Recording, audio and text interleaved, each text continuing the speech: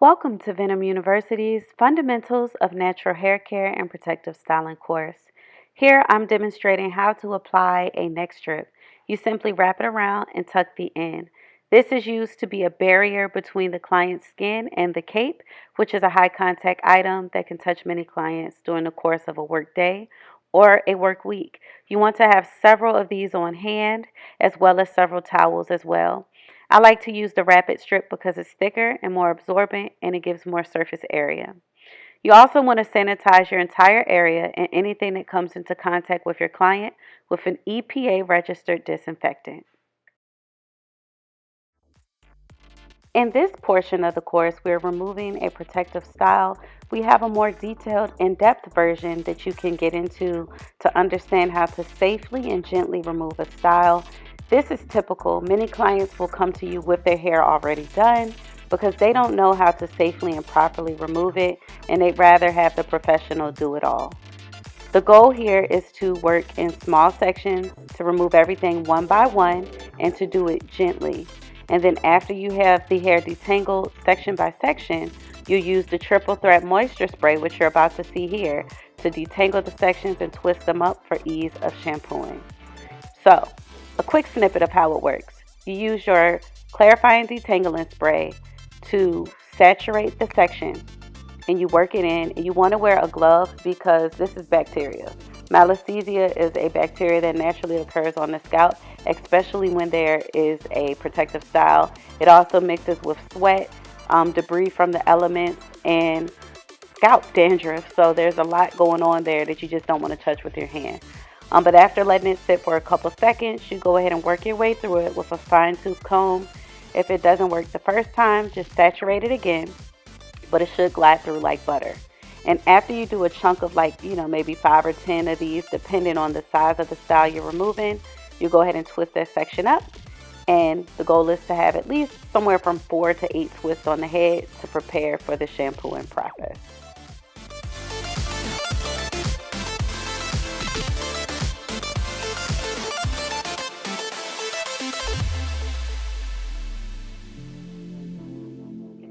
This portion of the course covers shampoo etiquette. The first step is to check the temperature and make sure that it's suitable for yourself and the client. You may test it by gently touching it on their head and say, hey, is that temperature okay? And then adjust accordingly. After that, you fully saturate the hair all over the head to prepare for the shampoo process. Proper shampoo etiquette, we recommend putting a towel around the client's neck so if anything splashes, it's easy to clean.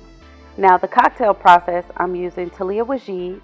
I'm also using Dr. Bronner's, which I'm picking up now, and I'm going to be adding a sulfate-free moisturizing shampoo. You can use any combination and any brand of shampoo that you see fit, but the goal is to combine the properties of 2 or 3 shampoos in order to create a custom combination for the client and their hair needs. So my client just came out of a protective style, so that is why we're using a clarifying cocktail today. And a clarifying cocktail is going to lift the dirt and debris out of her hair, and it's also going to moisturize as well since we added that moisturizing shampoo into the mix. Now, a pro tip is to open the hair up into sections. You could do 4 quadrants, and you'll apply the shampoo along the scalp line and the partings. This just helps it to really get into the hair. You can also do 3 handfuls of shampoo on your first shampoo if you really need to saturate the hair. And then as you progress your second shampoo, you only do 2 handfuls. And the third shampoo, if you see fit to do another one, you'll just do 1. And that's because the hair is getting cleaner and more saturated as you go along, so it takes less product to do the work. So the key to shampooing is to use the pads of your fingertips and not your nails. Using your nails will scratch the scalp and that can lead to infection and damage.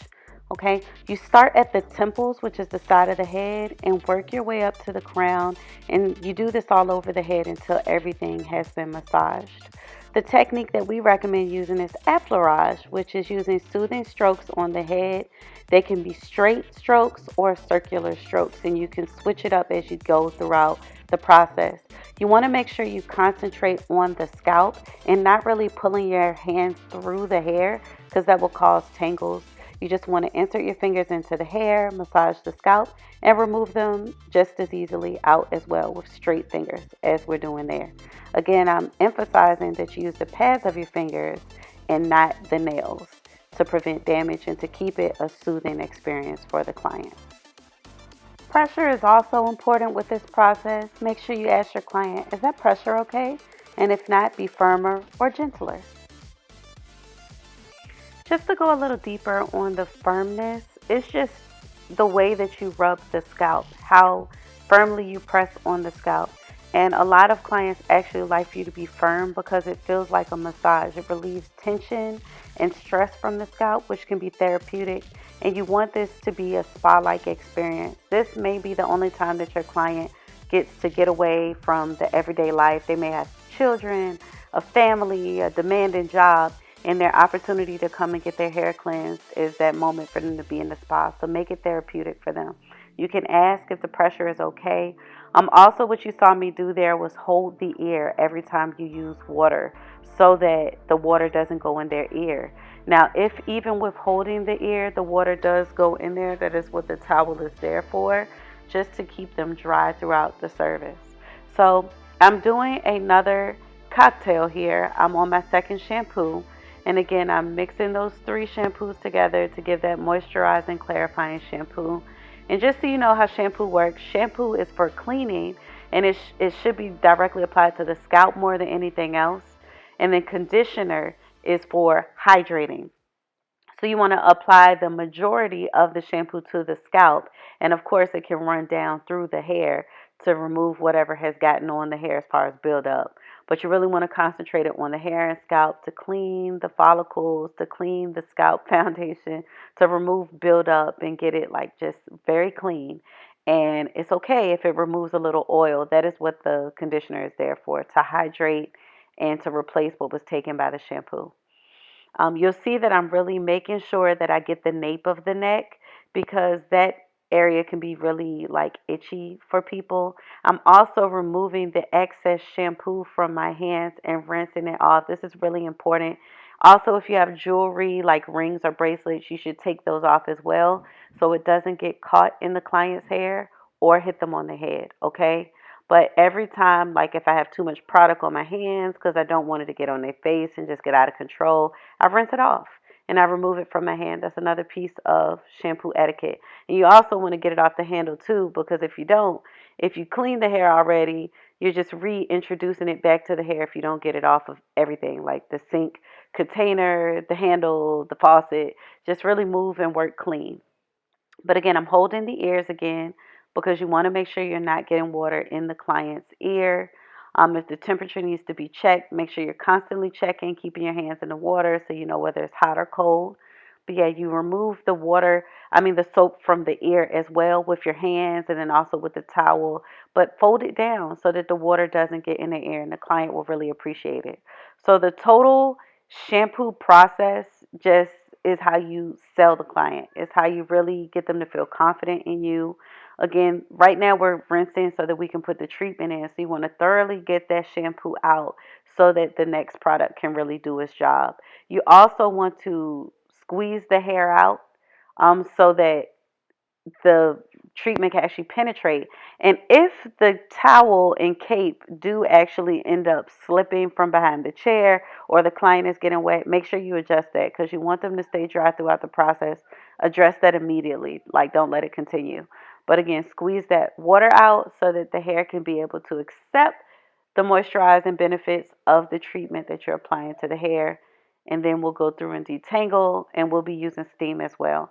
But yeah, I really want you to know not many professionals or stylists out here concentrate on this portion of the service, but this is how you really build your clientele. I was able to double my income by being the specialist that I am with shampoos. I was a shampoo tech for a long time for a very talented uh, stylist, and that afforded me tips. I made 1,200 as a shampoo tech, so that just shows you how important the shampoo is. That's a part that people can't do for themselves.